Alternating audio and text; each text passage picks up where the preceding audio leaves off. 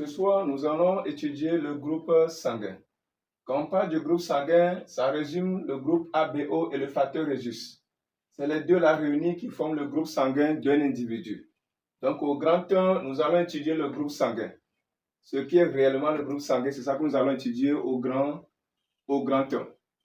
En réalité, quand on parle du groupe sanguin, cela traduit juste que chaque individu y a la présence d'une protéine sur la membrane des hématies. Nous savons qu'il existe dans l'être humain des hématies, des cellules sanguines. Les hématies, les plaquettes sanguines, les globules rouges, qui sont appelés les hématies, et puis les globules blancs, qui sont les leucocytes.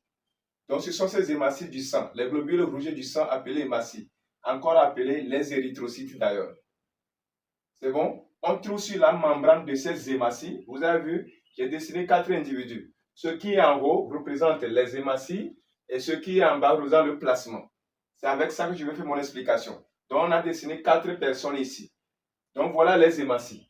Donc, sur la membrane des hématies, c'est chaque individu, sur la membrane des hématies, on trouve des protéines spécifiques.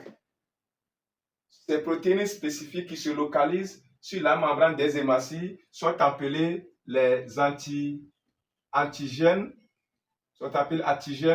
ou les agglutinogènes.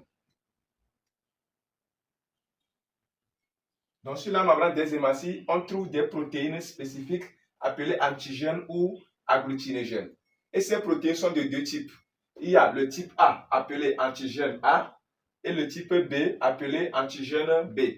Donc, dans mon cours, tout ce que je vais représenter en rouge, ça va représenter l'antigène A et ce qui est en bleu représente l'antigène B. J'ai déjà dit qu'on appelle groupe sanguin la présence d'une protéine spécifique sur la membrane des hématies chez un individu.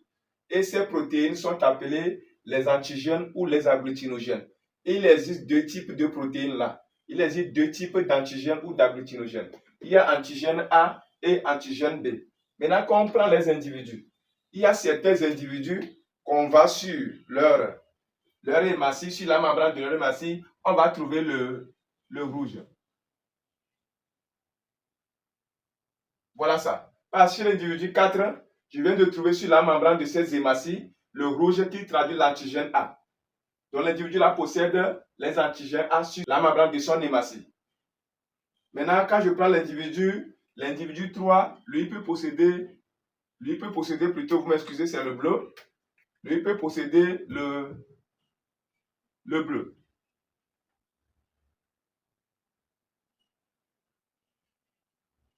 Donc lui possède le bleu qui traduit l'antigène B. Maintenant, quand je prends l'individu 2, lui, il peut posséder d'abord le rouge et puis après le bleu. Voilà ça. Il possède le rouge et le bleu et chez l'individu là, lui ne possède rien sur la membrane de ses hématies. Voilà ce qui existe sur la membrane des hématies chez tous les individus qui existent sur la planète. Il y en a 4 types d'individus. Maintenant, comment définit-on le groupe d'un individu dans le groupe ABO? Quand tu possèdes un antigène sur la membrane de ces hématies, c'est ça qui définit ton groupe. L'antigène que tu possèdes sur la membrane de tes hématies, c'est ça qui définit ton groupe. Donc, quand je prends l'individu 4, lui possède quoi? Le rouge sur la membrane de ses hématies. Or, le rouge, c'est l'antigène A. Par conséquent, quand il possède l'antigène A sur la membrane de ses hématies, on déduit qu'il est du groupe A. Donc, c'est l'antigène que tu possèdes qui définit ton groupe. L'individu 3, lui possède le bleu sur la membrane de ses hématies. Par conséquent, comme il possède le bleu, l'antigène B, on va dire qu'il est du groupe B. Je répète, c'est l'antigène que tu possèdes qui définit ton groupe. Quand je prends l'individu 2, lui possède d'abord le rouge qui est l'antigène A, montrant qu'il est du groupe A d'abord, il est du groupe A. Il possède encore le bleu qui est l'antigène B. Ça montre qu'il est encore du groupe B. Ce sont ces individus qu'on appelle les individus du groupe AB. Maintenant, quand je prends l'individu 1, qu'est-ce que vous constatez? Lui, il ne possède ni A ni B. Il ne possède pas A, donc il n'est pas du groupe A. Il ne possède ni B, il n'est pas du groupe B. Donc, en termes d'antigène, celui-ci possède un antigène qui est A, celui-ci possède un antigène qui est B, celui-ci possède les deux antigènes qui sont A et B, mais en termes d'antigène, celui-ci ne possède rien. Il possède 0 antigène. Or, c'est l'antigène que tu possèdes qui définit ton groupe. Comme lui possède 0 antigène, alors on va dire que quoi? Il est du groupe 0. Parce que c'est ton antigène qui définit ton groupe. Si tu as l'antigène A, tu es du groupe A. Si tu as l'antigène B, tu es du groupe B. Si tu as les deux antigènes, tu es du groupe AB. Mais si tu n'as pas d'antigène, ça veut dire que tu as 0 antigène, alors tu es du groupe 0.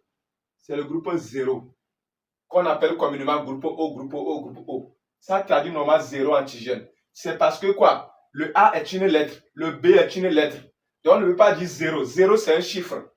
Comme les autres sont des lettres, on ne peut pas mélanger avec les chiffres. C'est pourquoi on dit, on a remplacé le 0 par la lettre O, pour que ça soit une lettre.